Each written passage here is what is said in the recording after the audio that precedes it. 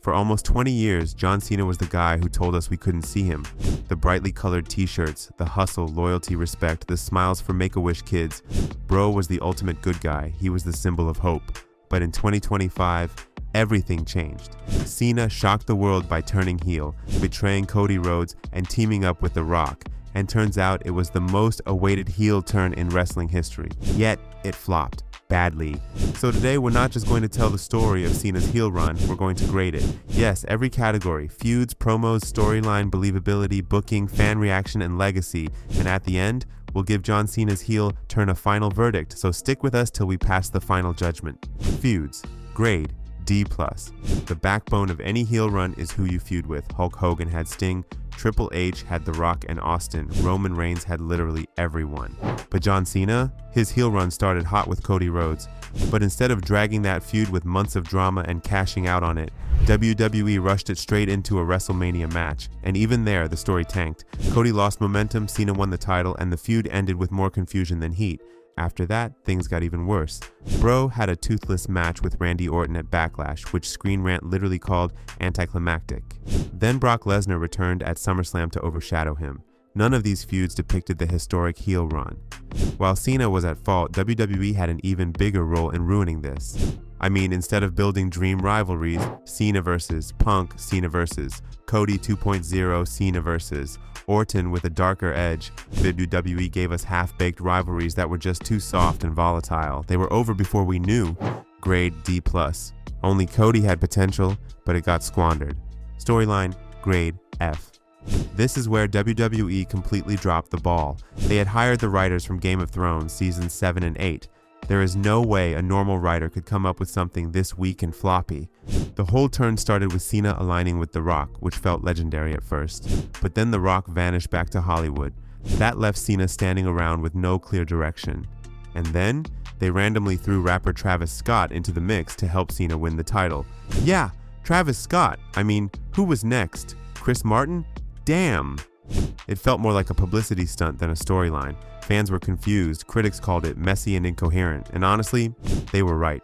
Great heel runs have structure. Hogan had the NWO takeover. Roman Reigns had the Bloodline saga.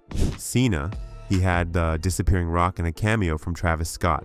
Grade F, no long-term plan, no payoff, promos. And grade C. When you turn heel, the first promo is everything. It's where you explain why you betrayed your fans. It's where you turn boos into nuclear heat. But Cena's big heel promo? It landed with a thud. Instead of being ruthless or clever, he whined about being taken for granted. Conan literally graded it a C, and even Cena admitted later, it just didn't land. He tried to make cheap digs about his Make-A-Wish legacy, but those felt too harsh, they even uncomfortable. And then other promos felt watered down, like he couldn't decide whether to go full dark or keep being playful Cena. The result? Fans didn't boo, they just looked confused.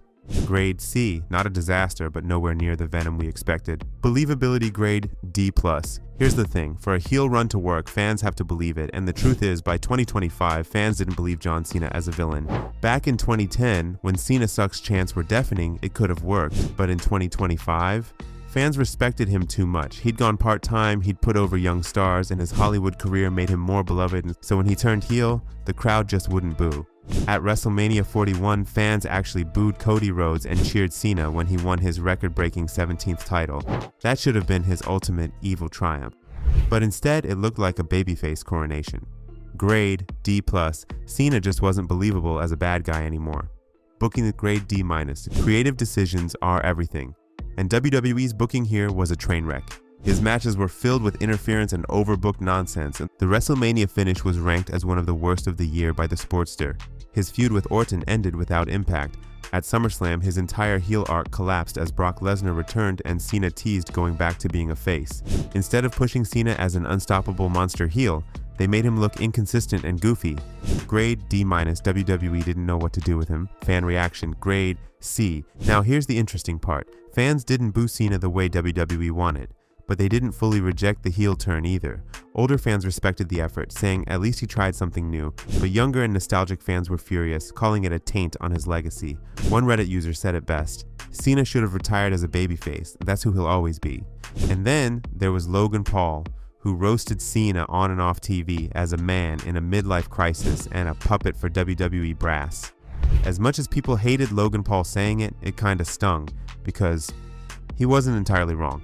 So while there wasn't nuclear heel heat, there was definitely division. Grade C, mixed bag. Some respect, some hate, no real booze. Legacy, grade C-.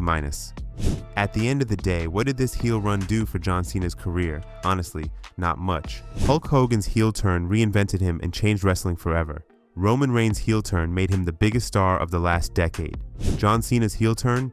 It's already being remembered as a failed experiment. Instead of adding a new chapter to his career, it felt like a messy detour. Fans still love Cena, but they love him for being Cena, the hero, the guy you cheer, not the guy you boo. Grade C-. Didn't destroy his legacy, but didn't add to it either. So let's tally this up. Feuds, D+. Storyline, F. Promos, C. Believability, D+. Booking, D-. Fan reaction, C. Legacy, C-. And average it all together, and John Cena's heel turn in 2025 gets a D.